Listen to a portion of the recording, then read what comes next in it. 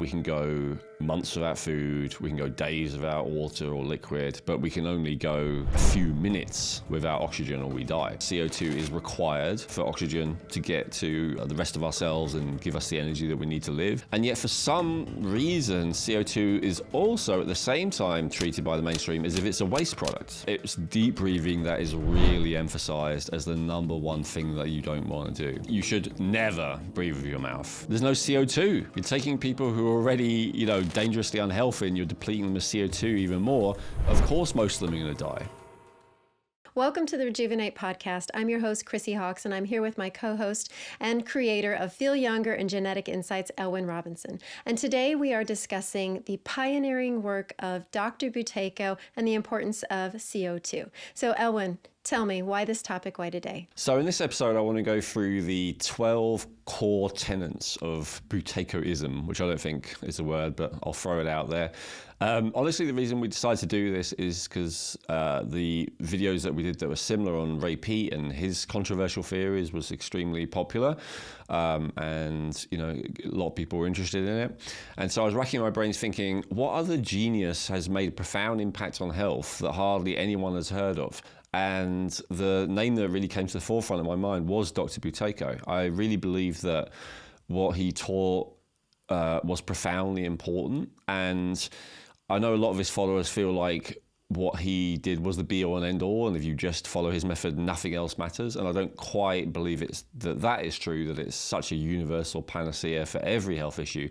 But I do believe it's a essential, foundational pillar of good health. If you're not aware of it and you are not, living by the these core tenets that I'm about to teach, then it could be something that's undermining your health that most people have no idea about, even though some people do know intuitively. Fantastic. No, I know the Ray Peat episode was one of my favorites for sure that we have done. So tell me, what is the most important thing that you've learned from Dr. Buteyko? Well, core tenet number one, overbreathing is worse for your health than smoking or eating junk food. That is absolutely what they believe. Literally, I've seen some of them who actually do smoke and actually do eat junk food regularly, who still have a high level of health and vibrancy even at an older age. And so that's absolutely what they believe. Why is overbreathing on that par with smoking and eating junk food? Well, that leads to core tenet number two, which is CO2 or carbon dioxide is the most important nutrient for the human body and human health from their perspective. And so this is why. So you've probably heard the thing before about, we can go months without food, we can go days without water or liquid, but we can only go a few minutes without oxygen or we die. So the interesting thing is that actually it turns out that lack of oxygen is rarely the problem. Meaning, unless we are in outer space or something like that, or underwater, unless, we really have had our access to oxygen restricted, which is rare. A lot of us, though, suffer from the effects of lack of oxygen, even though we've got an abundance of oxygen all around us. And they're starting to talk about these days, even in the kind of cutting edge mainstream science world, when we talk about metabolic dysfunction and metabolic syndrome. So when we talk about the metabolism, when we talk about the health of the mitochondria, which are the little factories inside almost every cell that create most of your energy, then we're talking about a lot of the time that those mitochondria are not getting enough oxygen. But here's the crazy thing. To get oxygen from out there into your bloodstream, specifically into your red blood cells, just requires breathing. It requires, and there being air outside you. So that's simple. We all do that. The challenge is getting the oxygen from the red blood cells to every other cell and to the mitochondria of every cell. And in order to do that, we need carbon dioxide or CO2. So CO2 is the thing that transports oxygen from the red blood cells, which is where we get it from breathing, to the mitochondria so that we can actually make energy out of it and, live, survive, or thrive and be optimal if we're getting an optimal amount of oxygen to those cells. And so this is called Bohr's law, B-O-H-R. It was actually discovered back in 1904. It's an established fact of mainstream medical science that this is the case, that CO2 is required for oxygen to get to the rest of our cells and give us the energy that we need to live. And yet for some reason, CO2 is also at the same time treated by the mainstream as if it's a waste product and that we just need to get rid of. Well, yeah, I mean, I've always thought as CO2 is just this byproduct. Yes, of course, you know, out in nature, that's what they use, but, you know, the plants and things like that. But it was never really told to me or to us the importance of CO2. So, you know, that's a whole new idea to digest, really. Yeah, and it's crazy despite Bohr's law being an established fact. And it may be because of who discovered it. So the person who actually, not discovered the essential nature of it, but who discovered this correlation between CO2 levels and health, which I'll get into. And so this was a guy called Dr. Buteyko. He was alive in Russia during the time when it was the USSR.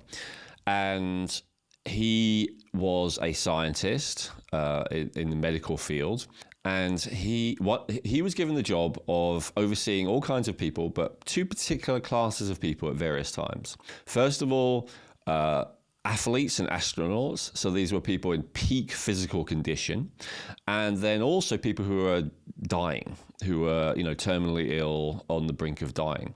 And his job was to measure the levels of respiration. And so this would be measured in liters per minute. So he would, use a device to basically see how many liters per minute a person was breathing out. And he noticed a very striking correlation, which was the fitter and healthier a person was, the less that they would breathe out. And the more unhealthy and close to death a person was, the more air they would breathe out in general. Was that indicative, well, maybe he wasn't measuring this about the amount of air that they were breathing in, or it was just specifically the amount of air that they were breathing out? Same thing. The amount of air that goes in is the amount that goes out. In fact, he might have measured going in, but I think it's out just because it's easier. But yeah, that's the same thing. The volume that goes in will go out again. Now, again, no medical science person in the modern day, no doctor, no anyone would disagree with any of that. But he asked an interesting question. He said, okay, if the more a person breathes, or let's say breathes out, then the sicker they are, I wonder if by getting them to breathe less, I can make them well again. And so that was the question he asked. And so he started to work with these terminally ill people, often with pulmonary issues. These were people with, breathing disorders that were much more common around those times, the middle of the last century. And he would train them to breathe less. And amazingly, according to his own, documentation of the experience and according to other people, they got better. These people with serious, life-threatening, on the brink of death illnesses would get better. The less that they breathed, the healthier that they would get. And so that got him down the track of asking the question, wow, I wonder if this overbreathing is not a consequence of poor health, which is what was believed by everyone up until then, and to be honest, is still what's believed by most medical scientists in the Western world, or if it's actually a cause. Yeah, that makes sense. Yeah, it's like looking at it from that perspective. Oh, well, hang on a minute. Which one is the causative factor? Instead of, okay, they're just coming together, but now looking at it, because somebody that's in absolute poor health, but maybe you don't know potentially exactly why or the cause of it, but if you can take it and just say, okay, well, hang on, we can really address this breathing, and the breathing is the main cause of the poor health, and as he showed, that's a fix. And he can change that around. Yeah, absolutely. So, I mean, there's definitely a correlation, right? The sicker the person gets, the more they breathe. As I said, no one argues with that. But it's which way round the causes which he questioned, which was so interesting.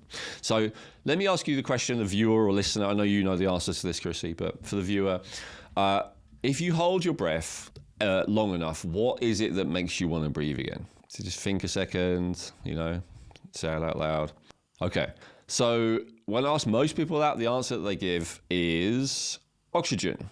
I need oxygen, right? If I hold my breath for too long, I need oxygen. I feel like I'm dying, or like I'm running out of breath. It's not good. It's called asphyxiation, and it is one of the most fear-inspiring things that can happen to a person. To die of asphyxiation, or to feel like you could die of asphyxiation, is very terrifying. So here's the thing. That's not accurate. the thing that tells us to breathe is not lack of oxygen or a need for oxygen. The thing that tells us we have to breathe is a feeling of an excess of CO2 or carbon dioxide building up inside us, building up inside the blood specifically. That's the thing that makes us want to breathe, take a breath, I mean, yes, if you hold your breath for a long time, your normal thing to do, you normally go, like to breathe in, but very quickly again, you'll breathe out, right? So that's part of it. You tend not to breathe in and hold your breath for a long time. It's the breathing out that you actually really want to do. So that's interesting. So then if we look at, okay, but why then, if CO2 is so beneficial, do some people, so sick people, have this desire to breathe so much that they deplete themselves of CO2? And why do healthy, fit people feel this desire to breathe so little that they breathe so much less so that the CO2 builds up much more in their body?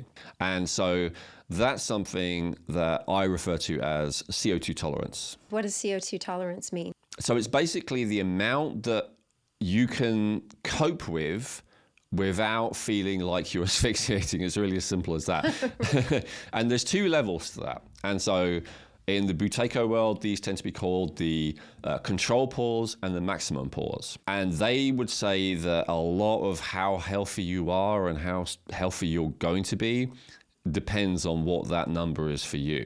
And so there are different factors that can raise that tolerance or lower that tolerance. One of them is exercise. So exercise and exertion, technically, they don't reduce our tolerance, but experientially they do, because all exercise, all exertion builds up CO2 in the body. And when I say all, I mean all physical exertion. So how does exercise, affect the CO2 then in that way? Well, it builds up the level of the CO2. And so It will feel as if you can't tolerate as much because you've just built up more, if that makes sense. So if you could hold your breath for, 20 seconds when you're sitting down relaxed, you'll be able to hold your breath for only 10 seconds or less when you've just had a run. Do you see what I mean? Because the CO2 has built up as a result of the exercise or exertion. So that will functionally make it seem as if you can tolerate less CO2. Now, there are a couple of things that actually do decrease our tolerance to CO2 rather than building up CO2. And what would those things be? So that is stress, first and foremost. So the more stress that you have, the more you can't tolerate CO2. And the other one is how full your stomach is, especially with protein, it seems to be. So the more food you've eaten, especially high protein food, the less. Now, that's temporary. I mean, they're both temporary. If the stress is acute and temporary, then that tolerance will go down again quickly. The tolerance will go up again quickly if it's gone down because of the stress. And the same with food. I'm not saying don't eat a high protein diet. I'm not even saying don't eat a big meal if that's appropriate. But I'm just saying when you do, it will lower your tolerance to CO2. And so when you're measuring your CO2, it's not a good idea to do that just after a meal, because it will artificially make your tolerance seem less than it really is. And so then what would be the outcome of having low CO2 tolerances? Yeah, so I'll talk about how you measure it. So there's the control pause and the maximum pause. So let's talk about the control pause. Sometimes I've also seen, there's one person who's kind of rebranded this called Patrick McKean, I think, who has taught it in the English world. It's a good guy, good book. I think Oxygen Advantage. But he focuses more on fitness than health, but he does both. In my experience, from what I remember. He calls it body oxygen level test, or BOLT score. But the control pause is the traditional name used by most Buteyko people. So what is the control pause? It's very simply, you breathe in, again, when you're resting, not when you're stressed, not after you just exert yourself, or while you're in the middle of exerting yourself, not when you've just eaten, right? So 2 or 3 hours after eating, when you're not stressed, when you're relaxed. Okay, so then you take a breath in, you let it out, but you don't force it all out, you just let it out as much as naturally wants to go out, and then you hold it. So we can all do that together if you want. Take a breath in, out, let it fall, and then stop, and then hold it. And so you time it, and then what you wait for is a definite feeling like you need to breathe. So what does that mean? This takes a few practice goes to get it right, but basically if you have the tiniest inclination to take a breath, you can ignore that. But once you start to get a definite, I need to breathe now feeling, like there's some mild amount of urgency to it, then you just take a breath again. You can tell that you've held your breath too long if you're in any way out of breath when you breathe again. That's the crucial thing. And would that be like taking in a very large inhale then? Yeah, maybe one a bit larger than usual would be okay, but it's like if you're in any way panting, like, yeah, and even if it's like, if it takes like several to kind of balance, but yeah, maybe one bigger one, I would allow that, something like that, but not much more than that. It should be very little to kind of get back to normal, maybe with one breath allowance, as long as it's not extreme, something like that. And so what I've observed is that a lot of people, when they do the control pause, they hold it too long because they're trying to get a better score. So there is another measurement that is super important as well, but which is a little bit more dangerous and which is often not taught by people who teach with the mainstream, but I can actually reveal the behind the scenes stuff a little bit here. And that's called the maximum pause. And so the maximum pause is how long you can hold your breath, absolutely maximum, with the same starting point. So there are other breathing practices where, like a Wim Hof breathing, for instance, where you do a lot of hyperventilation. You do the opposite of what you basically do overbreathe in the Wim Hof method to blow away as much of your carbon dioxide as possible. Then you can hold your breath for a long time, because, it's kind of the opposite of exercise. So exercise will build up the carbon dioxide in you. Hyperventilating will bring right down. Deplete. Yeah, deplete. Thank you. The level of carbon dioxide in you. So not like that. Just not, again, naturally sitting down from resting without doing any deep breathing or anything first. Just do the same thing. It's good to hold the nose, especially the maximum pause, so you're not accidentally breathing a little bit through your nose. Most people do that without realizing. Shut your mouth, obviously. And then measure the absolute longest that you can do.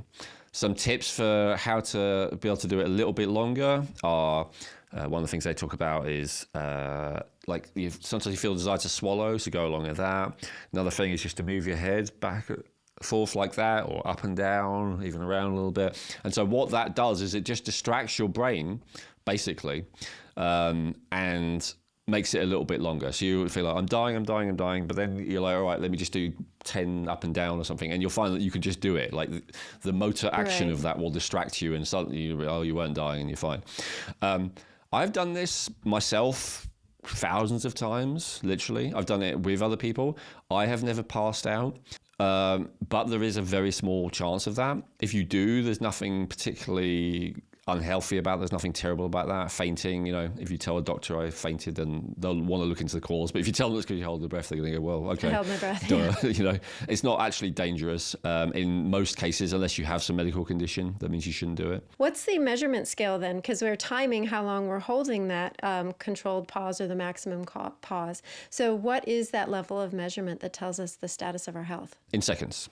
And so it's often recommended to have a stopwatch with you, like that you can just click, which a couple of dollars or pounds from whatever, eBay or something, Amazon, rather than using your phone, because your phone you've got to kind of find where to point it and stuff, and especially the maximum pause, you want to be at a level where you're kind of frantic. That's what happens when you reach your absolute genuine tolerance of CO2, and so then you can click the stopwatch, and then you can look afterwards and go, oh, that's what it was.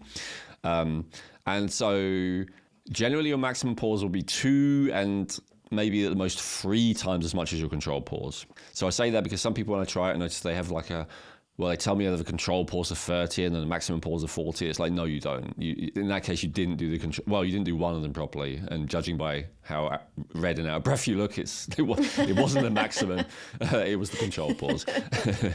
Right. And so then, are we talking about 0 to 10 seconds, like 10 to 20? Like what frames are we looking at with these measurements? Yeah, that's a good question. Okay, so now this is claimed by top Buteyko teachers. I'm not sure if Buteyko actually gave these exact numbers, but this is what I'll share with you. What they generally say is if that control pause, that's the one that they usually use as the benchmark, is less than 10 seconds, you're probably already sick. You're probably already ill. And if not, you're on the brink of it. Like, you're probably frequently ill. And it may well be something serious, all joking aside. If it's between 10 and 20, then you're probably not seriously ill, close to dying, but you probably are getting ill frequently, or maybe you have some kind of chronic illness going on. So you're borderline ill a lot of the time. If you're 20 to 40, you're kind of normal, meaning you're not ill, but it probably wouldn't take that much to get you there. If you're 40 to 60, now that's what the Buteyko people are generally aiming for as a minimum to be above 40. At that point, they would consider that you are safe from disease and illness, really. That you have a level of vitality that you're going to be able to resist everything. Why that would be the case, we can talk about afterwards. But yeah, that's what they believe. And then if you have above 60, they believe that you have exceptional CO2 tolerance, and that's really like the gold standard. And they believe some quite outlandish things like that, like that you're a little bit superhuman, that nothing can touch you, that you're like extremely resilient. I'll give an example of a story I've heard about this. I'm not sure if it's true, but this was something I heard directly from one of Dr. Buteyko's students who was still teaching a few years ago. He said that they were so confident about how strong that level of control pause makes you that when the Chernobyl accident happened, Buteyko went and sent a bunch of his students with him, and he was like, this radiation is going to do nothing to us because we're so strong because of this practice that we're doing. So they really put their money where their mouth is. They really believe that this was a super, like it could turn you into a superhuman almost kind of thing. And so do we know the outcome of that? They all survived the Chernobyl. So low tolerance to CO2, essentially our health is in pretty poor shape. And if we're not sick, then we may be potentially on the brink of something. And then if we have a high tolerance to CO2, then that's really showing and expressing to us that our system is in pretty good nick. And we're in a good space for our health and wellness and vitality. Absolutely. And given all the factors I said, right, empty stomach and rested and all the rest of it. Yes, exactly right. And so now one thing that when I was doing the Buteyko practice that I didn't see a huge amount of explanation of was as to why, other than what I just said, which is that it gets enough CO2 into our the CO2 allows enough oxygen to go into our cells for kind of peak performance. So CO2 does a few very interesting things. I won't go full bore into it, but I'll just give a couple of examples. One of the interesting things that it does is it's a very potent vasodilator. Now, the reason why that matters is because heart disease, cardiovascular disease, is literally like the number one or number two cause of death in most countries. And there's a bunch of different things that can cause that.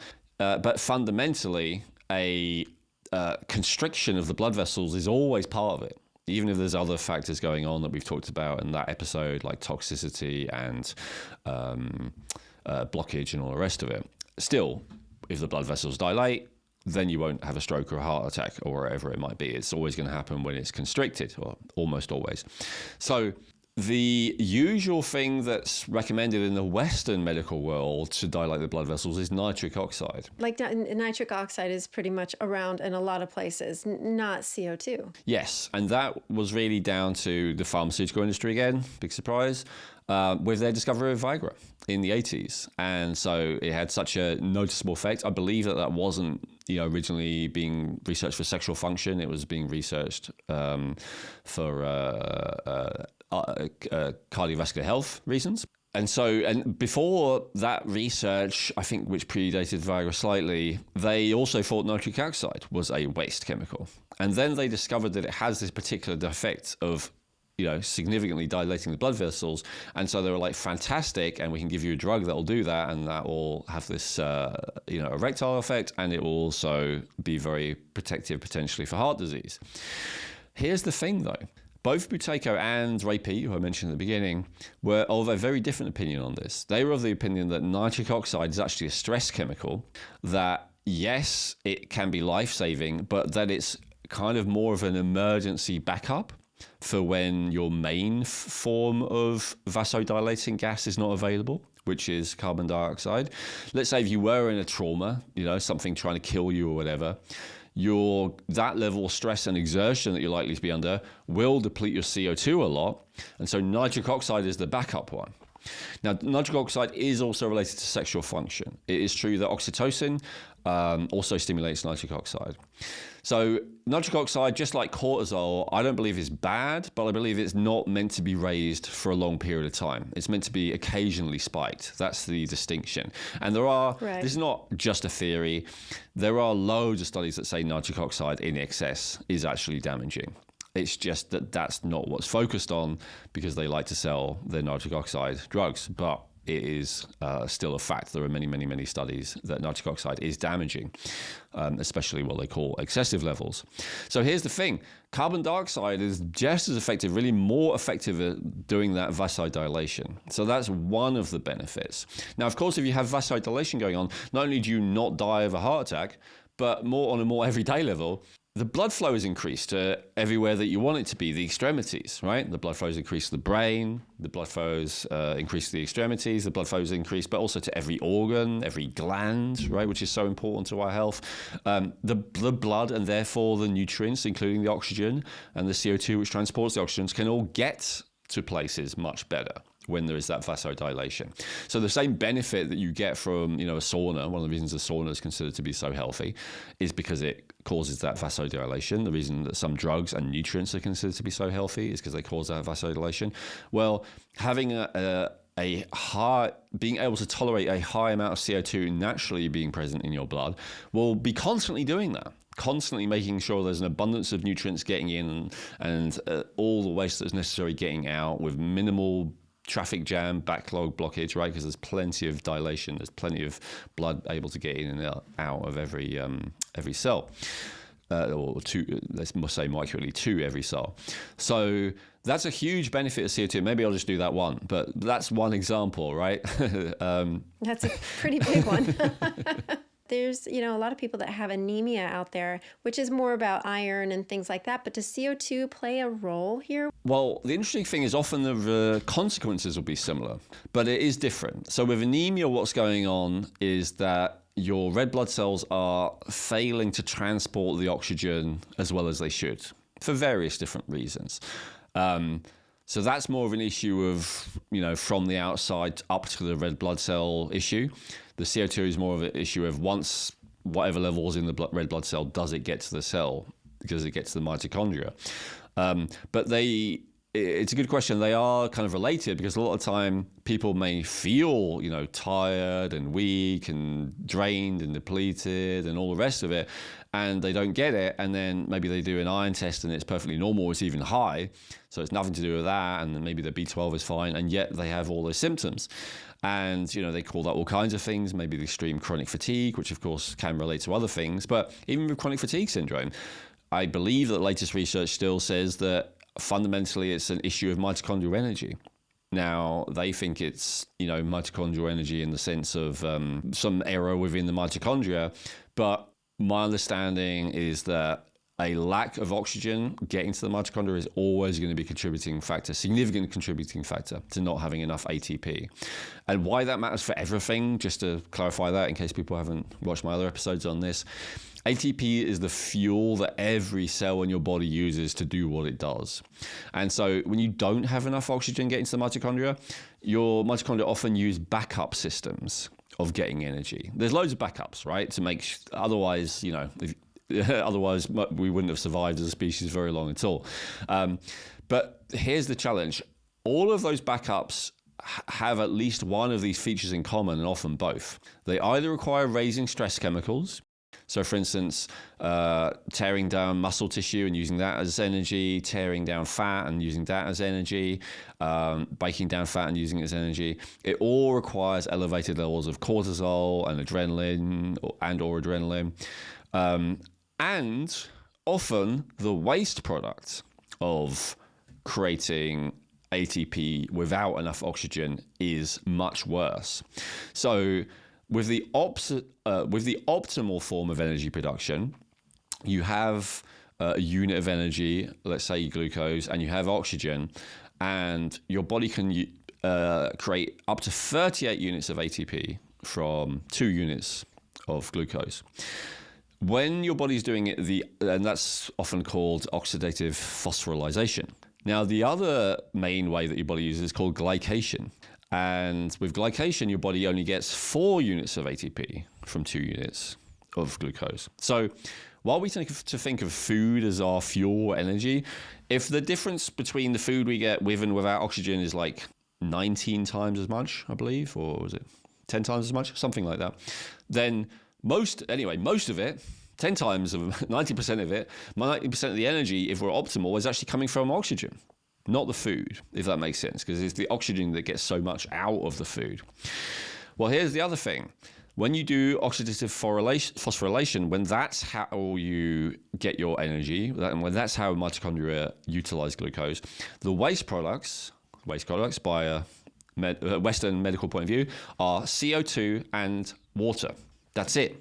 Whereas with glycation, the waste product is lactic acid. Ooh, right. This is one of the theories as to why there's that crossover between fibromyalgia, which is the agonizing pain throughout the body, and chronic fatigue. The reason that they often go hand in hand, fatigue and pain, is because they are rooted in the same dysfunction. Your body is creating more lactic acid that makes the muscles tired, makes everything tired. It also means that if your body's creating a lot of lactic acid as a result of glycation, then it's not making enough ATP, and then you're more likely to have pain. And this is what people with fibromyalgia say. It's like, I've been working out and all I've done is had 10 hours sleep, and I wake up feeling like in pain and exhausted, and so that is my understanding of the mechanism behind it. So it's super, super important. And most people are not yet, of course, at the state of chronic fatigue and fibromyalgia. But I saw a great article recently that talked about like one of the biggest problems in health is not just like the black and white thinking in terms of, my way's right, your way's wrong, but the black and white thinking in terms of I either have a disease or I don't. Whereas in fact, right, a lot of these things are on a spectrum. You hear this a little bit more in mental health now, like the autism spectrum is a common saying. But actually, it's like a lot of us are on the chronic fatigue spectrum. A lot of us are on the fibromyalgia spectrum. So yes, we don't wake up exhausted, unable to move like someone with full chronic fatigue has. But if we're not bouncing out of bed within a few minutes full of energy and enthusiasm, and there's no strong emotional reason not to, then that's a lack of energy. That's a suboptimal level of energy. And ditto, most people by the time they're 40, I believe it's 80% of people or 60% of people, can't remember, something like that, have chronic pain. Have pain, if not all the time, then a lot of the time. And so what's going on there? We're going to take a quick break to share with you one of our amazing sponsors, Genetic Insights. What makes Genetic Insights uniquely valuable is that they test over 83 million different variants, which guarantees a 99.7% accuracy on all of their DNA reports. With over 100 reports available, you get comprehensive insights into what your DNA is telling you about how to optimize your health today and in the future. I found reviewing my results to be incredibly accurate and applying some of the recommendations, which are personalized to your individual DNA, to be extremely helpful for me and my family. I also loved how easy it was to upload my raw DNA data that I already had from previously using Ancestry.com, because Genetic Insights supports uploading raw data from all major platforms. To get your health reports, go to geneticinsights.co and get 20% off today by using coupon code Rejuvenate. Remember that supporting our sponsors supports our podcast, which allows us to keep sharing this important information with you free of cost. So, go get your Genetic Insights health reports by going to geneticinsights.co and use coupon code Rejuvenate for 20% off today. Yeah, it's like we talked about, I think it was probably in the best test episode, where there's reference ranges. It's like, so just you're fine until that one point and then suddenly you're not fine? No, you're absolutely correct. And you've just really described it in a great way, that there is a spectrum. So it can't be like, okay, you're fine in between these 2 points, because essentially you're not. No. And so that's what I believe, that the level of tolerance to CO2 is one of the key factors, if not probably, as the Buteyko people say, the key factor as to how well you're able to get energy from the food you eat. And again, energy is not just how much energy I have to face the day. No, that's the example I gave. Energy is what is necessary for your nervous system to work. It's what's necessary for your cardiovascular system to work. It's what's necessary for your immune system to work. It's what's necessary for your digestive system to work. And so where things start to all go wrong for you will depend a lot on genetics as well as environmental factors. That's why our reports and genetic insights are so accurate, because we can say as soon as your body is making a suboptimal amount of energy, we can pinpoint you're probably going to start having issues here and here because that's what you've got the highest risk factors for. But it's not that the genetics cause the problem, it's the genetics increase the risk, and then the lack of mitochondrial function, as I said, which is cutting edge mainstream Western science these days, that lack of mitochondrial function means there's not enough energy for all your systems. And not like they've got no energy, but maybe rather they need 100% and now they're getting 90%. And so most of your systems are still fine, but maybe it shows up in your brain and you have brain inflammation and you're depressed, or maybe it shows up in your lungs and then you keep having allergies, or you keep having respiratory infections. I won't go on, but et cetera, et cetera. It could show up in so many different places depending on what's going on for you. For sure. I mean, and you've referenced this before. It's like you're the weakest link in the chain, and your genetics are very good at potentially identifying that. So that's a really good point. Really good point.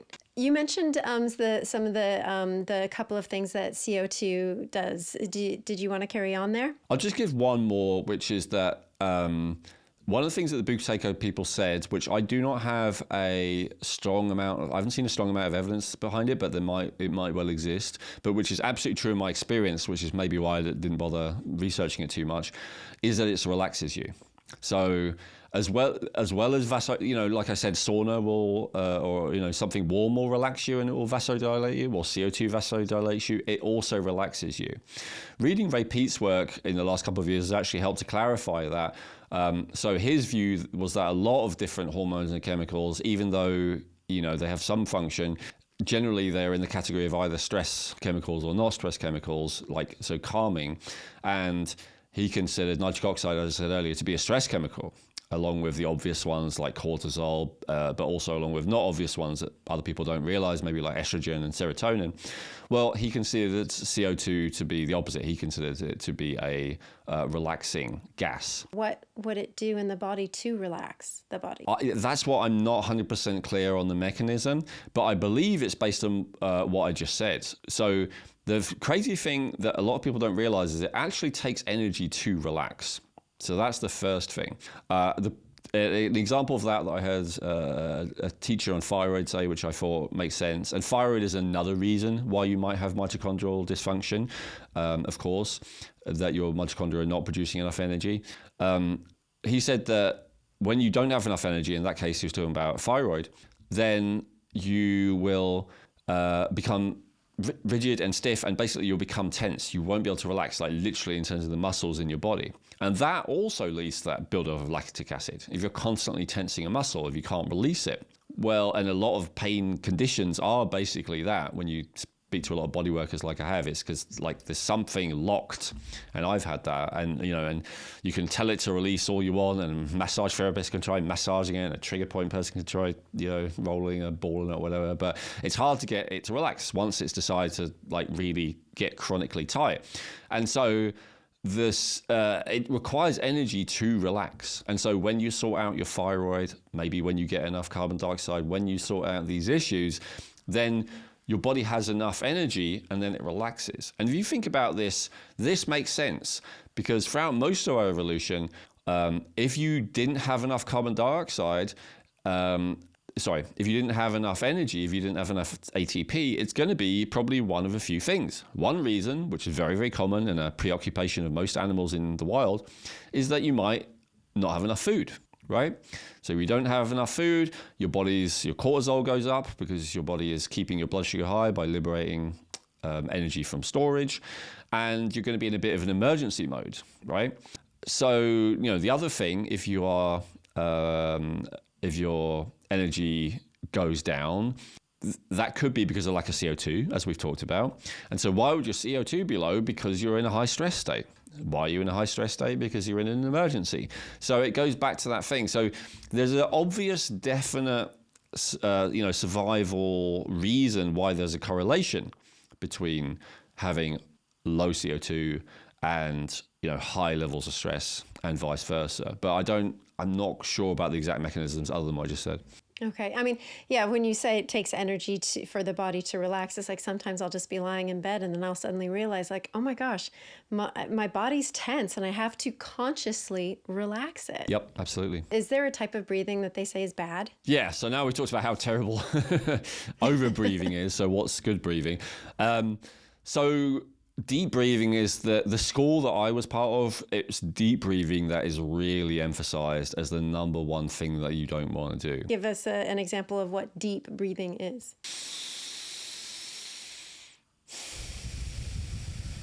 Okay. So what they would say is if you feel the need to breathe more, breathe more shorter, quicker breaths. So more.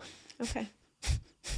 If you can hear that. And why would that be? Why is that distinction of that long breath is much worse for you than those short breaths together? I have not had a satisfactory explanation of that from them, but my understanding is that, so yes, obviously rationally, if you breathe an equal amount, like being measured by a medical professional with lots of short breaths, it's no different from a deep breath. But I think their point was that it's the similar thing about tricking your brain with the moving your head once you feel like you can't hold your breath any longer. That when you take lots of breaths, lots of little breaths, you feel as if you're breathing a lot. But actually, when you do those little breaths from the belly, and that's really where they recommend that you breathe, very similar to martial arts or yoga or whatever, where they say you should breathe from the belly. And that's, I've been teaching that and doing that for a lot longer than before I discovered Buteyko. But for those who are not familiar with that, breathing from the belly really is like the A1 starting place when it comes to breathing. But yeah, when you do that breathing from the belly and you just do the little breaths, then you're much less likely to overbreathe in reality. Basically, it's very difficult to overbreathe with small breaths, no matter how hard you try. And, an example of that is in the Wim Hof method. He will absolutely emphasize deep breathing in order to hyperventilate, in order to blow off that CO2. And he even recommends doing it with the mouth open to make sure. It's actually difficult if you are reasonably healthy to hyperventilate to an extreme degree, like to really deplete yourself of CO2 as a sick person is doing all the time naturally. It's not that easy. And so you have to breathe deeply, you have to breathe quickly, and you often have to even breathe through your mouth to really deplete yourself of CO2 quickly. And so if you never deep breathe, then the chances that you'll ever get to that high level of depletion of CO2 is very low. I think that's what it was. I think it was just the practicality behind it. Well, let me ask you this, because I have heard things, about mouth breathing and then it's bad. So I'm going to jump in and say I think that's probably the Buteyko people's stance. But then you do have the Wim Hof stance over here where they are using their mouth. So, what's the Buteyko opinion on mouth breathing? Don't do it. Yeah, a Buteyko tenet is you should never breathe with your mouth. Now, obviously, that's a little bit of an exaggeration, but honestly, the only type that they believe that you should breathe through your mouth is when you're talking.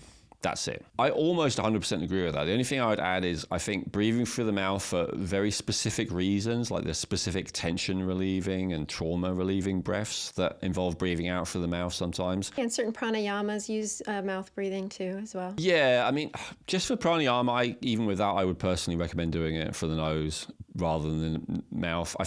But then, it's my experience, my opinion. But I think most of the pranayamas work just fine if you do it for the nose. But again, if you're trying to create a very forceful effect, maybe including with pranayama of releasing something, then it might make sense to breathe through the mouth. But yeah, I pretty much agree with them. It's very important to not breathe through your mouth, especially during sleep. That's very important. We tend to get low energy and more depleted in general when we're asleep. We're in a more vulnerable state. Most heart attacks happen much more commonly when people are in the middle of their sleep cycle than during the day, which is counterintuitive because, you think of a heart attack of, the person got so stressed or the person was, exerting themselves so much, right, that they keeled over. But that's actually not the case. It happens usually at night when you're asleep. That's the most common time. So, yeah, mouth breathing is not good. There's a reason that the word mouth breather is an insult. I think it is a lot more common these days than it used to be. I see people on TV do it all the time, and or like YouTube or whatever, and it really annoys me. It just shows, I don't know, a lack of awareness, I guess. So the person who did a really great explanation of this is James Nestor. He's got a book called Breathe. He talks about various different breathing practices. He talks about Buteyko and Wim Hof and many others. And he did a great experiment where he and someone else who was really into this stuff were monitored by a team of scientists. And they basically, I can't remember what it was exactly, but I think it was a week or 10 days of 100% mouth breathing. So they blocked up their nostrils so they couldn't breathe their nose. And then like a week or 10 days of the opposite. I couldn't imagine that. Sorry. Just bless him for doing it. But Me too. I mean, I've got a deviated septum, but the idea of, I know someone who went for that surgery, but the idea of not being able to breathe from my nose for, a couple of weeks is really, really unpleasant. And turns out that your and my instinct that we really don't want to do that, Chrissy, is spot on. So what he discovered is that pretty much every measurement got really bad really quickly when he was just breathing through the nose. And in fact, it all corrected pretty quickly when he breathed, it went bad when he was breathing through the mouth, and it corrected pretty quickly when he was breathing exclusively through the nose instead. So would that be it corrected because he was not depleting his body of as much CO2 as he had been with mouth breathing? That would certainly be the Buteyko perspective, and that's largely my perspective as well. There is also the perspective that, there are other things going on. There's other reasons you don't want to mouth breathe. One of them is that obviously the nose is meant to be a filter. The air around us is not clean and pure in the vast majority of cases, and often it's actually really, really dirty. And so if you breathe through your mouth, you're just breathing all that straight into your lungs, where if it's a small enough particle size, it can go straight into your bloodstream. With the nose does a lot of filtering to stop that happening. There's also, if you breathe in through the nose, you are breathing in more nitric oxide. And so, as I said, like an excessive amount is not good chronically, but it does seem to be that the small amount of increase that you get through breathing through the nose is beneficial, like it's not excessive. But yeah, the proof is in the pudding, and I do recommend everyone reads at least that chapter of his book because he documents it very well. From blood pressure going up massively when you're mouth breathing, which is obvious, but I believe even other things you wouldn't expect, like cholesterol levels and stuff like that, LDL, like all of these biomarkers of disease by a normal mainstream Western medical standard would just go through the roof. So yeah, I'm definitely against mouth breathing for anything other than a very specific purpose. And, to go back to your Wim Hof question, those people who do Wim Hof, often they do mouth breathing during the hyperventilation phase where they do the deep breathing. And so the opinion of Buteyko people of Wim Hof method is that it's often they feel like it's really dangerous and really bad because you are doing the exact thing that they're trying at all costs to avoid, which is really depleting yourself of CO2. I take a bit more of a measured view of it. I feel like an important thing to understand, first of all, about Wim Hof method is that it always ends with a breath hold. So what it seems to be is massively deplete your CO2, massively build up your CO2, massively deplete your CO2, massively build up your CO2. Now, one of the arguments that Buteyko people make, which I think is accurate, is that a significant amount of people, especially already have quite serious health issues or maybe chronic, if not medical issues. They do it and then they often feel worse. And I think this is true. And I think this could be for at least a couple of reasons. One of them is this. If you enthusiastically do the hyperventilation, but don't as enthusiastically do the breath holding, then you are going to deplete yourself of CO2 and make yourself worse. And you can kind of feel quite high and quite good from doing the intensive hyperventilation because of the oxygen deprivation to your brain.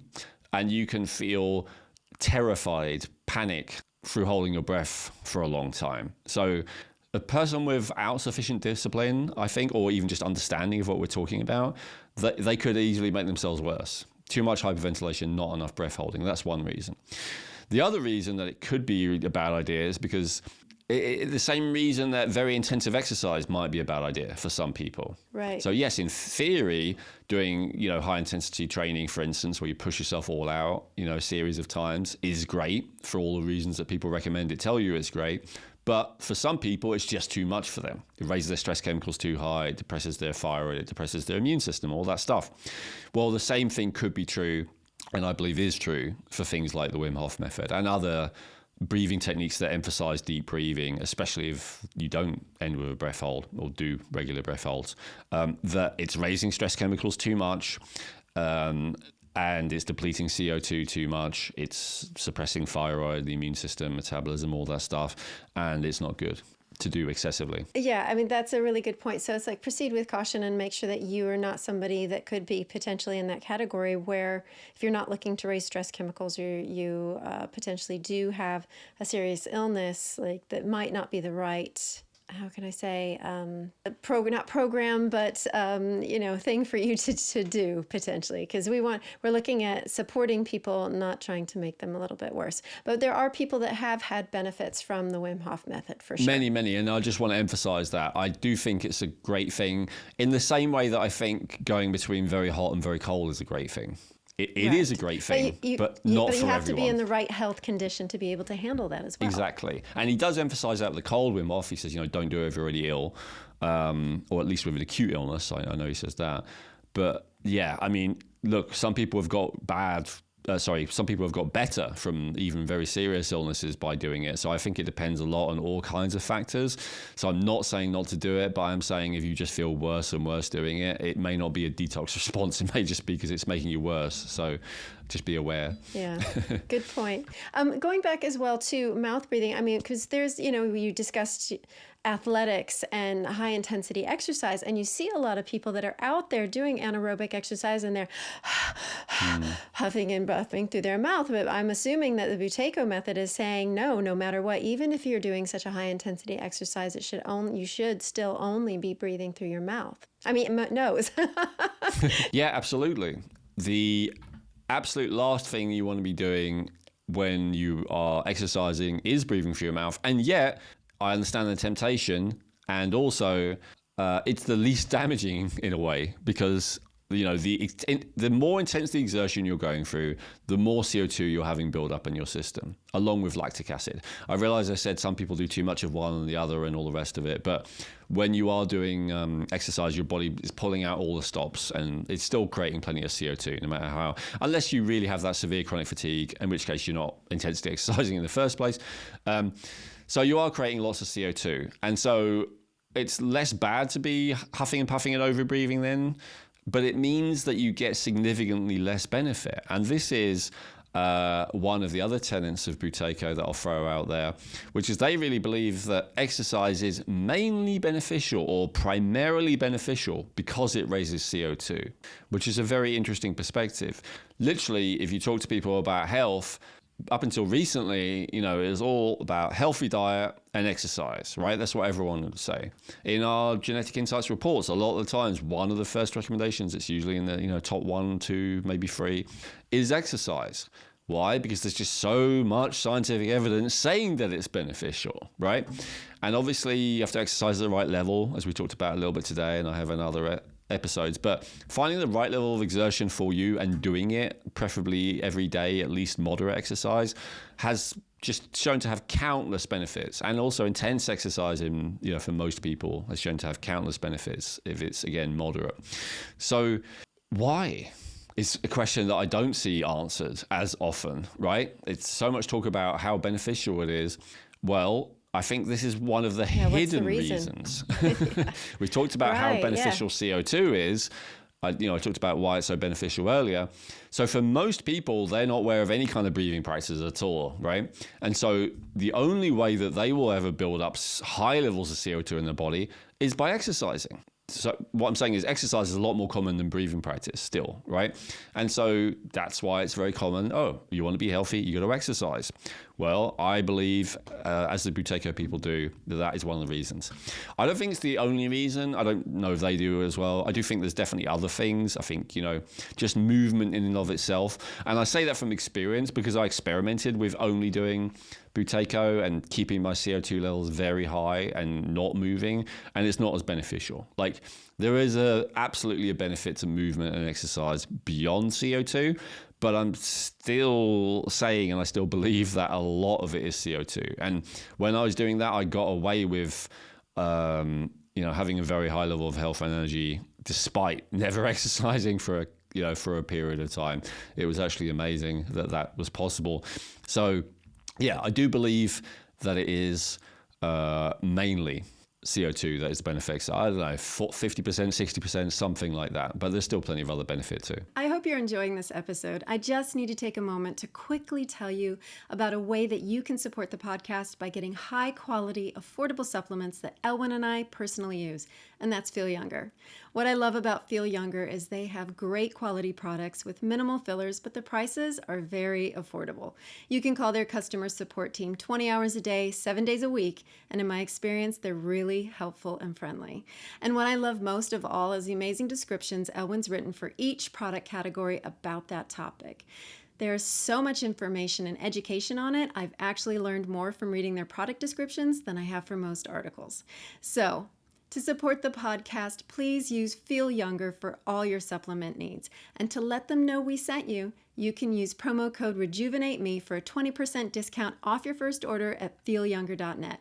That's 20% off your first order with promo code RejuvenateMe at feelyounger.net. Right, so what I'm hearing is that, exercise is the main way to increase your CO2 tolerance, as well as potentially doing these Buteyko exercises that you discussed earlier. Yeah, exercise is the number one way that most normal people would, and then breathing practices that are specific would be the next level. If your nose is blocked, how do you not mouth breathe?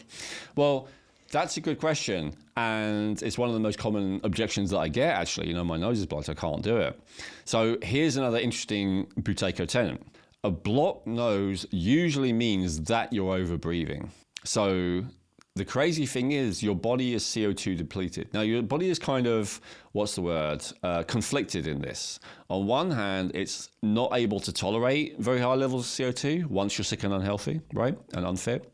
But it also needs a certain level of CO2, right? So these are two different mechanisms at work. So your body will often, and this is what you see very commonly in unhealthy people, it will be trying to push in two directions simultaneously. In this case, it will both be causing you to overbreathe, hyperventilate to some degree. But second of all, it will also be doing things to stop you losing CO2. And the primary mechanism that it uses is to block your nose. Now, obviously, that's not the only factor. Yes, allergies are a factor. Yes, digestive issues can be a factor. Yes, obviously, infections can be a factor. But why am I saying they're only a factor? Surely, if you've got a cold, your nose is blocked, that's obvious. Well, here's the thing. No matter why your nose is blocked, even if it's a severe allergy, even if it's a severe cold, what Buteyko teaches, if you just hold your breath long enough, especially if you do it a couple of times, your nose will clear. Because doesn't matter how much allergy you got, doesn't matter how much infection you got, all of that is secondary to your body compared to staying alive. And if you do not breathe, you will die. So when your body starts to perceive, oh my God, he's running out of air, which is what we mistake the feeling of too much CO2 for, right?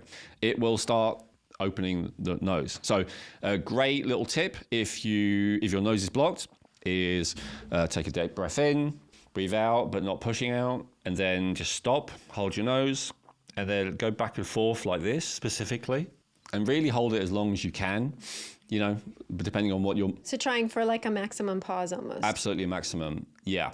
And then, recover, and after maybe 2 or 3 minutes, do it again. You won't be able to do 3 of those in a row and still have a blocked nose. Like, it always works. It always unblocks your nose. So... that's the proof that the CO2 is a significant factor, because if you just build up your CO2 enough, then your body will unblock your nose. Is this method proven? If you listen to the very enthusiastic, diehard Buteyko followers and teachers, the answer is yes, it is the solution to every problem. I'm exaggerating a bit, but not too much. And this is common, I found, among followers, disciples, whatever, of geniuses who bring very, very good new things to the table. Is often they're very enthusiastic about it, and because because almost everyone they meet is like resistant to it, they become quite defensive and dogmatic about just how great it is. And also because there's plenty of evidence for it, right? I'm not saying that this is made up. My experience is that it's not the be-all and end-all of everything. So I was doing it for a while, and then I still got health problems. And I think for a couple of reasons, but probably the most fundamental reason I wasn't getting the benefit of the CO2 enough is because I had quite bad hypothyroidism. And so doesn't matter how much oxygen you're getting to your mitochondria, if there's not enough T3 thyroid hormone to tell your mitochondria to function at a significant level, then you still won't be producing enough ATP. So that's another thing that can hold you back. Well, what I just said, another example you mentioned is anemia. So no matter how great you are at everything we talked about, if your red blood cells are not able to support enough oxygen properly, then you're also going to have the same problems. And there can be other things, deficiency of various nutrients, excess of various toxins. For me, lead was a factor there, very high levels of lead in my blood. They can all interfere with that and make it suboptimal. Now, the Buteyko people, obviously still say that Buteyko would help with that, and I believe that's true. I'm just saying I don't think it's the be-all and end-all. Now, in terms of serious diseases, there are quite a few studies. There's obviously not as many as we'd like, but we've got to remember this was pioneered and tested in the USSR during the, I think, 50s and 60s it started. And so Buteyko, when he discovered this, was initially there wasn't any resistance. He was given a massive budget and a massive team of scientists to work underneath him and a massive, most importantly, I guess, bunch of test subjects to work on. As I said, from anything from the very elite to the very sickest. And so there actually were a lot of studies in Russia at that time. And there have been a bunch of studies since then as well. And it has been claimed to help. I won't list them because I don't want to get in trouble with YouTube, but all the diseases, Google top 10 things that kill you, and almost all of those, there's probably a study saying that Buteyko actually helps to cure it. Now, having said that, probably by a critical, rigid standard of scientific inquiry, most of those studies would not be enough to truly convince a skeptic. The area where Buteyko has the most studies, the most evidence, and I think that the most conclusively it definitely works is for asthma and any kind of breathing issues.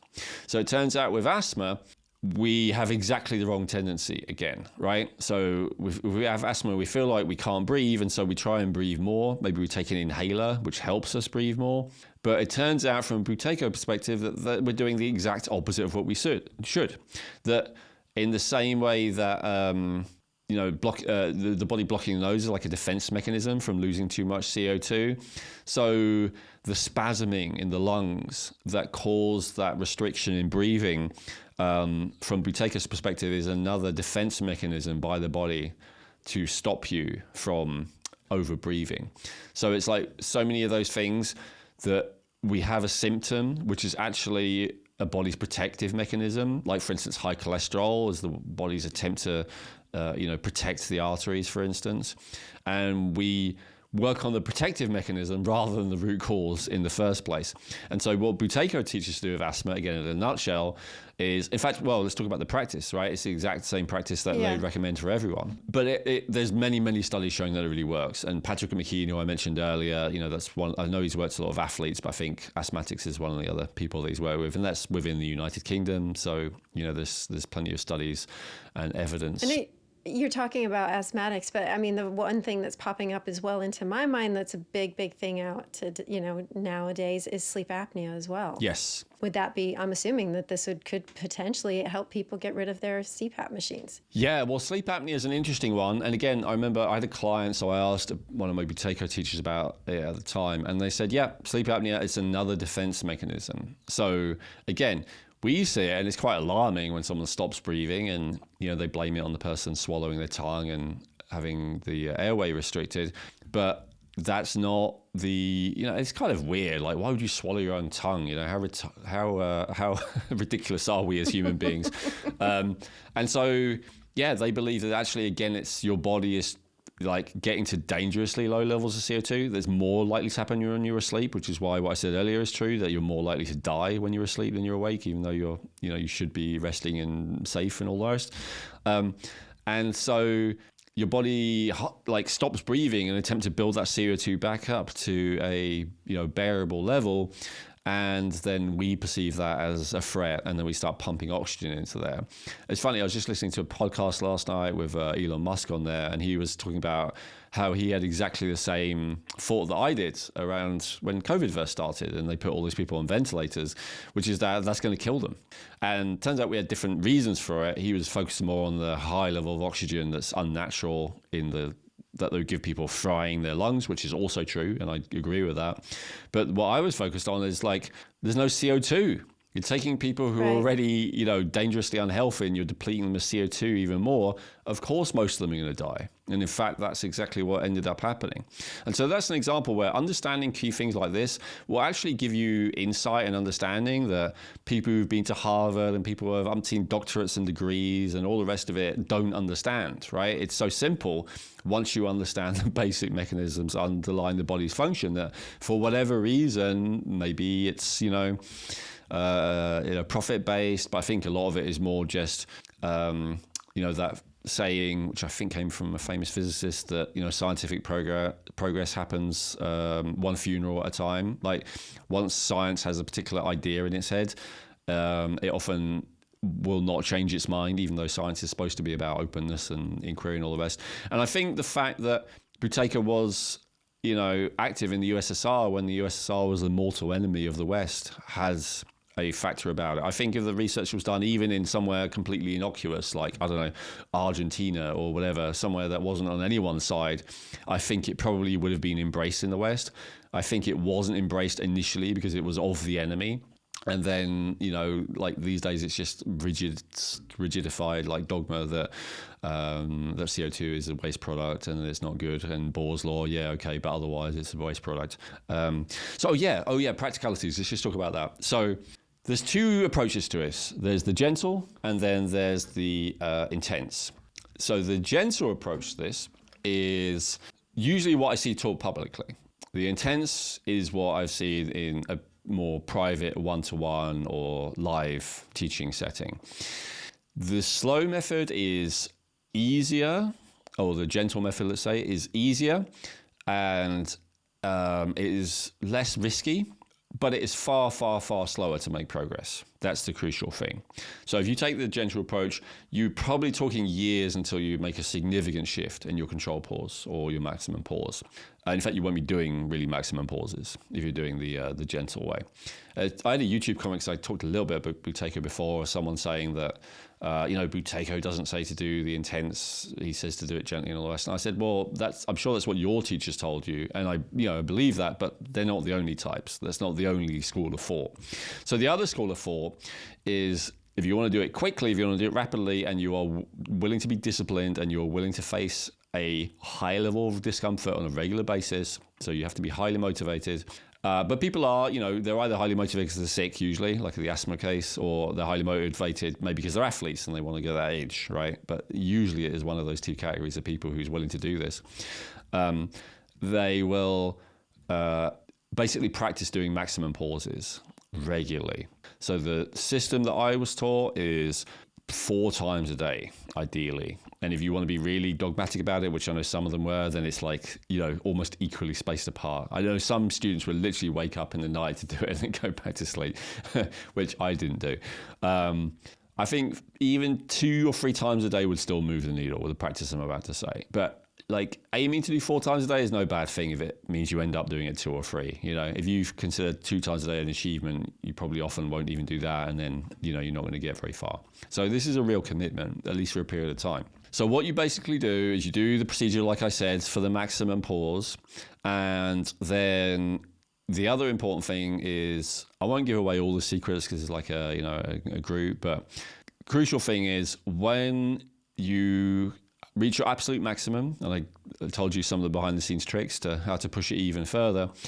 The next thing that you do is you don't do what's the natural tendency. So the thing that they really wanted to aim to emphasize is it's very easy for your lungs to go into spasm when you're in this panic state because you've held your breath in for so long, you've built the CO2 up so much. And so you don't want that to happen. And deep breathing is going to make it much more likely to happen. So what they recommend is to actually do those short, sharp breaths immediately afterwards that I mentioned earlier. So this is often called the fire breath in yoga. So very, very quick as you want, which will tend to be quite quick if you feel very, very, out of air. You breathe from the belly until you kind of calm down and you kind of feel okay again. There's other stuff they do to make it even more extreme, but I'll leave it there. And then you rest 1, 2, 3 minutes, something like that, maybe 5 minutes maximum. And then you repeat the same thing again. Now, one more variation that I'll give of that they taught, and which Patrick McKean also teaches, is you can also do it while walking. Now, they taught to do the maximum pause while walking. You can certainly do the mild version while walking easily. If you are walking and you do the maximum pause, you have to make sure that if you pass out, you're not going to crack your head on something. You want to do it with soft stuff around. Again, it's never happened to me or anyone I know, but it is definitely possible, which is why they all say also don't do it in a body of water, because you could drown. And I'm pretty sure that I've seen reports that some Wim Hof students have ignored that advice and actually died, drowning in cold water result of doing breathing in it. So you want to take it seriously. But the way that you do it, if you're very careful, is when you've done, so you start off sitting down and relaxed and all the rest of it, just like I said before. But once you have held your nose and stopped breathing, you then get up and you start walking. And the way they teach it is 1 step is equivalent to 1 second. Now, you'll tend to step more. You might do 2 steps a second, but that's the equivalent. It might be walking really fast. Yeah, you don't have to, but you can if you're trying to increase your steps, right? It's kind of a psychological thing. So just an example, if the maximum you can hold your breath is for 60 seconds, then the maximum amount of steps that you can do will probably be about 60 seconds, something like that. And they're roughly equivalent.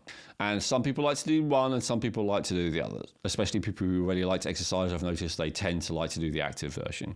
The truth is, once you're really experienced, have a degree of mastery of it, you can do it with almost anything.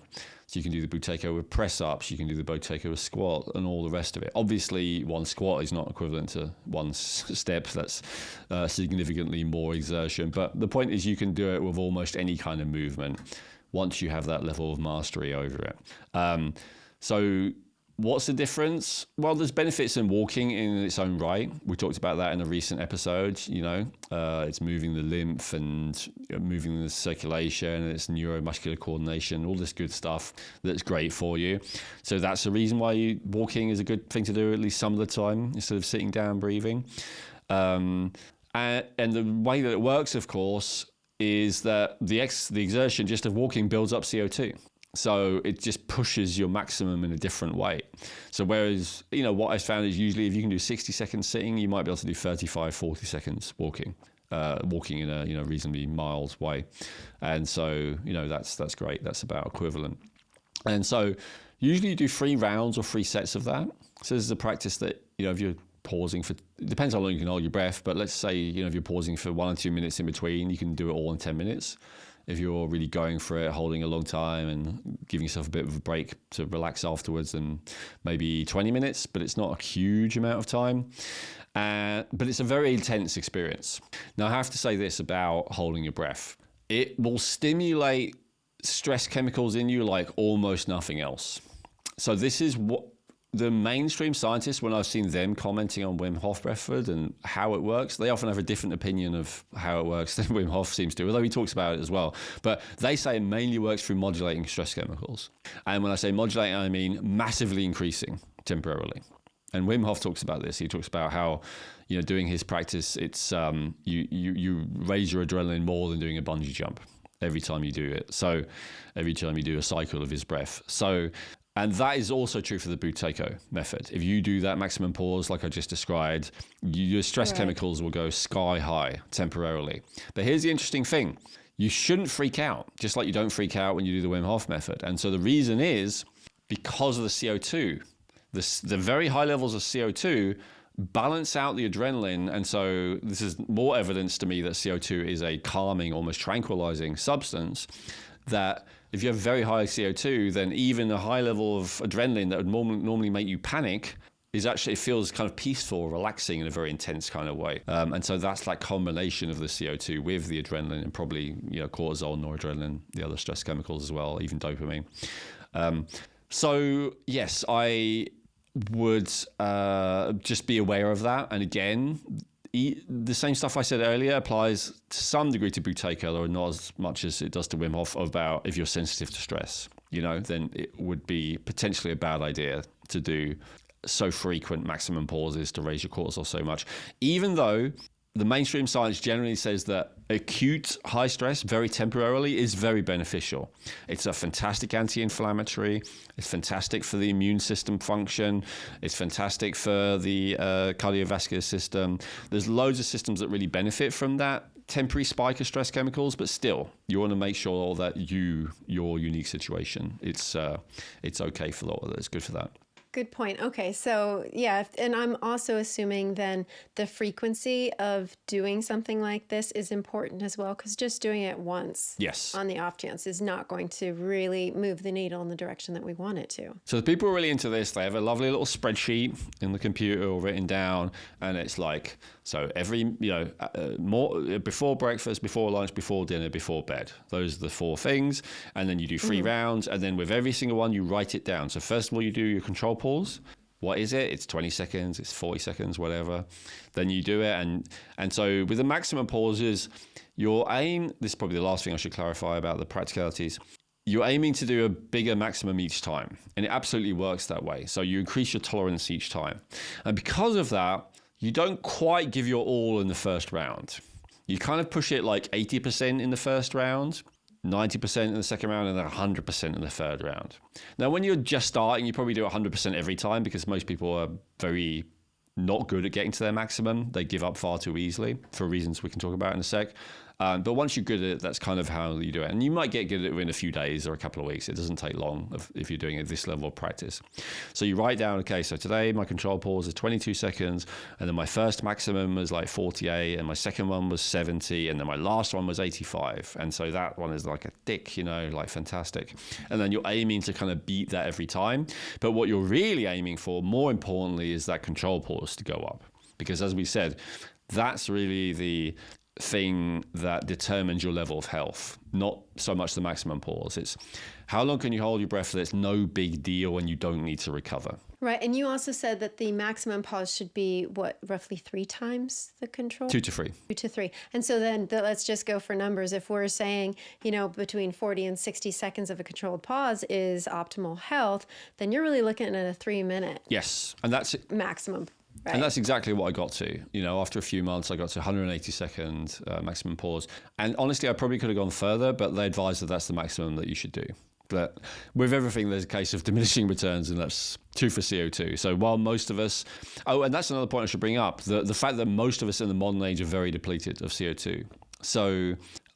they did studies of this for like different people, pilots, but also just civilians. Obviously in the USSR, they did a lot with this, but I'm actually talking about before this in the Western world, in America, in the US, the UK. And the general average person's control pause about 100 years ago was about 40. And your healthy person, your person in the armed services or whatever, who are often doing these tests, they were about 60. These days, the average person is about 20. So when we talk about this epidemic of chronic diseases, there's a lot of factors that are being blamed.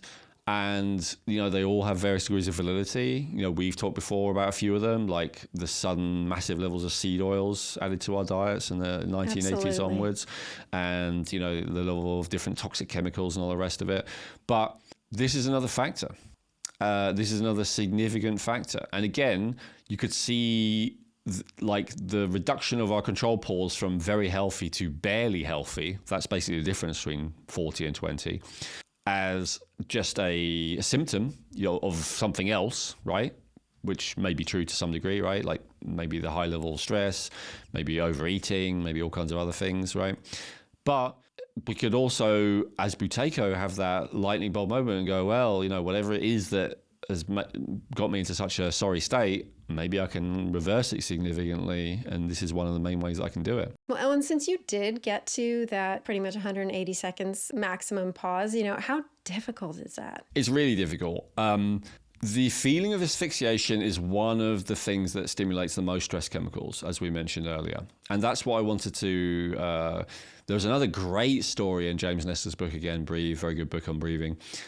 He talks about a woman who had a very, very rare genetic anomaly where she basically wasn't able to experience fear.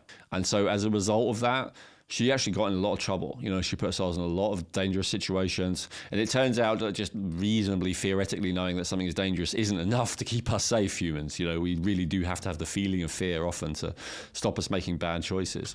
And so, scientists and doctors love an anomaly, and so they studied her a lot, and it's a very interesting one, right?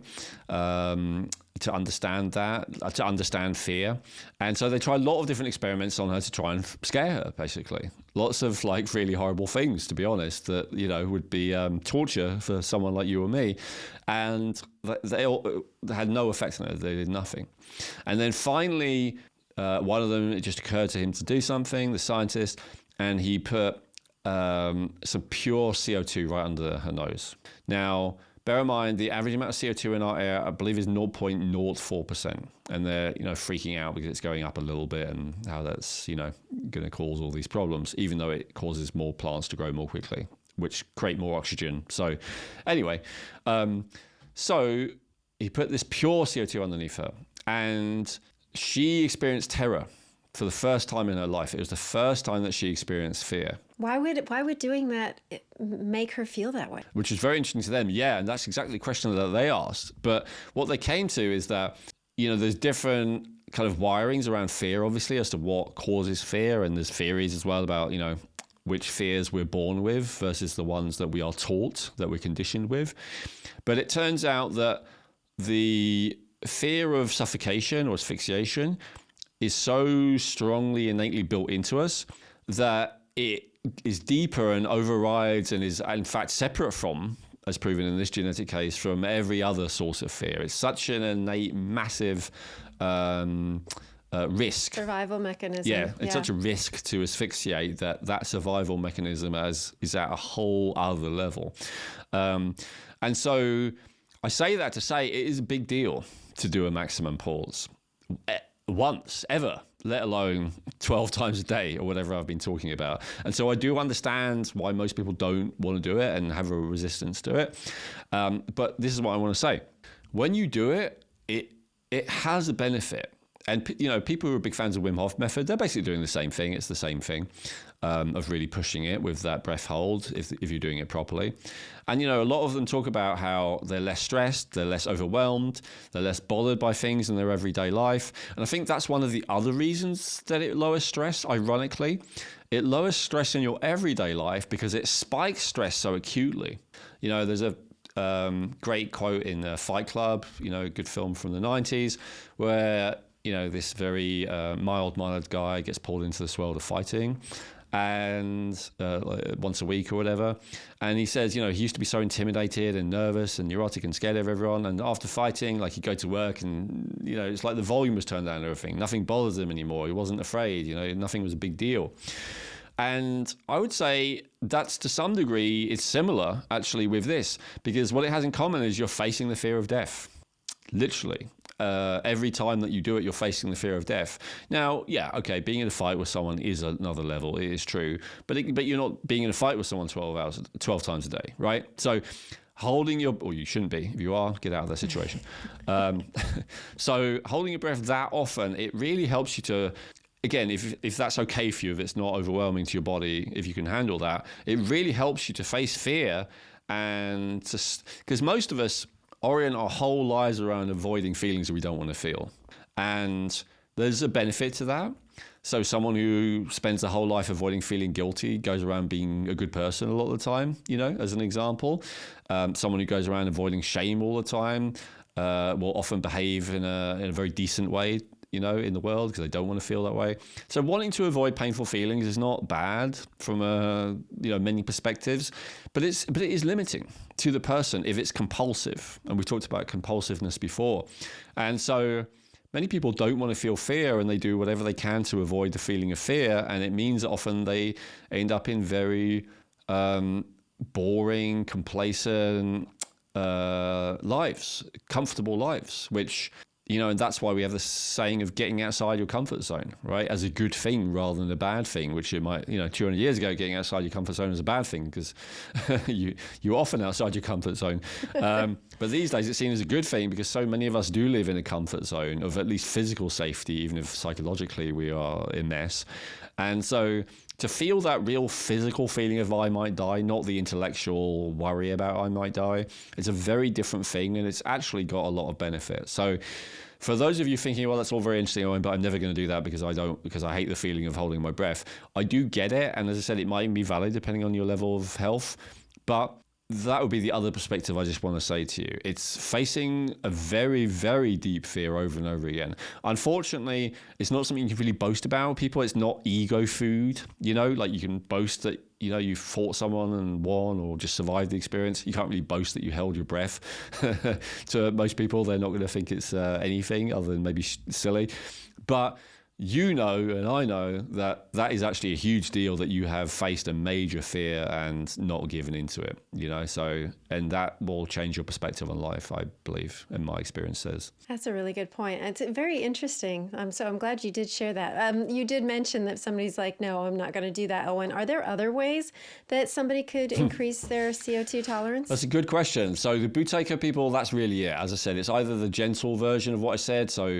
And so just to explain that, it might just be holding your breath for a few steps regularly while you're working rather than to an extreme degree. It might be holding your breath a bit while you're sitting down rather than to an extreme degree. And every time you do that, you push it a little bit. But anyway, that's a gentle system in a nutshell.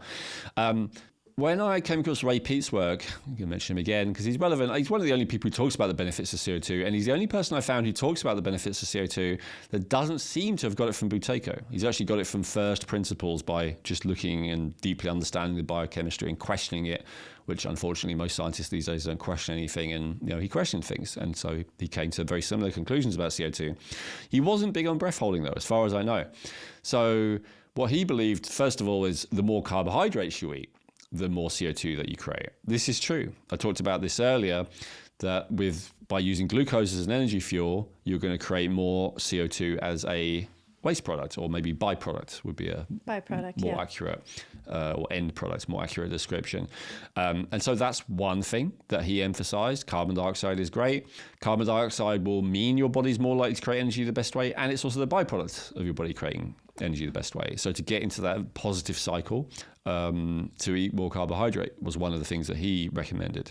I'm not eating a very high level of carbohydrate. I don't know if he necessarily was throughout his life either. I think he ate a reasonable amount of fat some of the time and was, emphasized protein as well. But he certainly would say it's very bad to have low carbohydrate. And I would say this is a reason it's bad. I'm not saying it's always bad. We talked about that in a different episode. I'll refer you to the insulin resistant episode on high versus low carb, which is good and bad. I won't get into that again. But that's one of the things he recommended. Another one was actually exposure to CO2. So just increasing the level of CO2 in the air or on your body. And this is one that most Buteyko people did not believe in, but he did. And so probably the most pleasant way of doing that is what's called a bath bomb. And I'm actually a big fan of that these days. And so this is homemade, not full of chemicals from a store, unless it's, like a natural store maybe. And so what you do is you put a certain amount of sodium bicarbonate and a certain amount of citric acid, or another acid. I use citric acid. I think that's the most common, into a bath, and then you get into the bath. You want the bath, the CO2 is actually better absorbed if the bath is not that hot. So you want it to be about body temperature, or maybe even slightly lower for optimal absorption. And so there the CO2 has at least two methods of going into your body. Number one is the obvious method that if you create a bath bomb, it creates loads of CO2 in the air, you're going to breathe more in. I've actually got a little CO2 air monitor to be able to tell the difference. It's sold as a thing to make sure there's not too much CO2 in your air, but I kind of use it in an opposite way. And I found that using the quantities that I use, it 10 times increases the level of CO2 in the room for a period of time. Depending if all the doors and windows are shut, it will stay that way for a long time. Otherwise, not so long.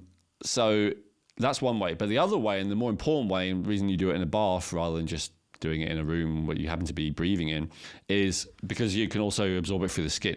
So when you do it, bath bomb, obviously it kind of fizzes a lot, right, with gas. It smells to me very much like when you first open a bottle of sparkling water. It's got that slightly kind of salty tang to it, salty sharp tang to it. And all those bubbles, just like a bottle of sparkling water, will cover your body. And it's those bubbles that will be delivering CO2 straight to the blood supply. So bypassing the normal respiratory process and supersaturating with CO2. This is very, very strongly vasodilating. So being in a hot bath anyway is vasodilating, or a sauna. The big dose of CO2 is also vasodilating. So this is something you want to be careful of if you really suffer from low blood pressure or any issues around low blood pressure or POTS or anything like that. And you do want to be careful when you get up out of the bath afterwards. To make sure, you might be more dizzy than usual because your blood pressure is too low. So, but generally, it's kind of hard to overdo it because you have a natural safety mechanism when you have excess CO2 going into your system, which we've just been talking about, right? Fear. So right. I learned this, or I was reminded of this in a visceral way when I made a bath for my wife, and I used the same amount of I used the same amount of sodium bicarbonate and citric acid that I usually use for me, which is about 1 liter of each in a jug. And she when I said a panic attack, I was like, oh yeah, whoops. Oops, sorry, hun. Sorry. My poor wife has to put up with my experiments. I was just trying to help. But yeah, I forgot about that. So that's why I didn't give a specific amount. I would say start off with a small amount, maybe, I don't know, a cup, half a cup of each, which is also a lot cheaper. So if that's all you need, then great. And then, yeah, you can increase gradually until you do get that response of, that's too much, that's too intense, and then dial it back. So the interesting thing is, it's like, I know I'm kind of saying what seems like opposite things. Like first, it could give you a panic attack. Second, it's deeply relaxing. And that's because both are true. So the interesting thing is too much, panic. Too little, panic. Right amount, relaxed. And so Goldilocks. Yeah, exactly. That's really what it is about. The body panics in either case. The body absolutely also panics when you hyperventilate. That's, the whole hyperventilation thing, the kind of cliche, they give people a paper bag to breathe into. They're having a panic attack, right? They're having a panic attack, so their stress is so high that they're blowing off too much carbon dioxide, and then blowing off too much carbon dioxide makes them more stressed, and it's a vicious circle. And so they escape the circle by breathing into the paper bag. And the only virtue of the paper bag is just that you keep breathing out and breathing back in the CO2. So there's a chance to build up in your body. That's all it's about. So I know I'm making it sound like CO2 is, like high CO2 is going to make you panic, but it's just the wrong level of CO2 makes you panic. But a lot of people are panicked all the time, right? How many people are in a level of stress and anxiety all the time? And so this could be, and I believe is, and I believe it's certainly more important than, say, serotonin, which is what's focused on in the mainstream medicine, a root cause, maybe the number one root cause of anxiety and stress. Let me ask you about the bath. What about frequency? Like how often would somebody do something like that? Good question. I haven't seen any reason not to do it every day. In the same way, I don't know, maybe you could even do it 4 times a day. I don't think it's a good idea to have a hot bath 4 times a day. Right. But I think the limit is the amount of hot baths that you should have, not the amount of bath bombs. No, perfect. Really, really good point. Well, Elwin, this has been absolutely fantastic and such an eye-opener into what we thought was potentially a waste product that just absolutely has so much benefit. So thank you. You really helped me see that. I know I've got some practicing to do.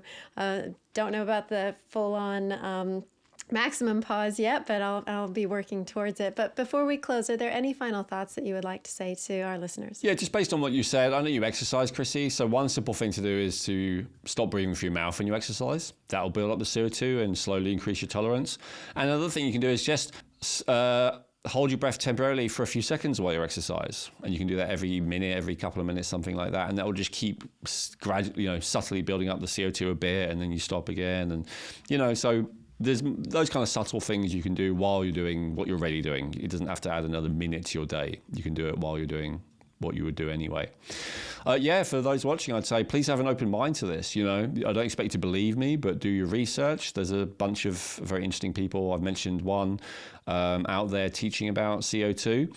And, look at the studies. By all means, don't take my word for it. But this is something that may not be the root cause of all health issues, like you'll probably read about if you read about it, but it's one of them. And it's one that you can't ignore. Just like you can't ignore, like, not eating junk foods if you want to be healthy, for instance. You can't ignore not overbreathing.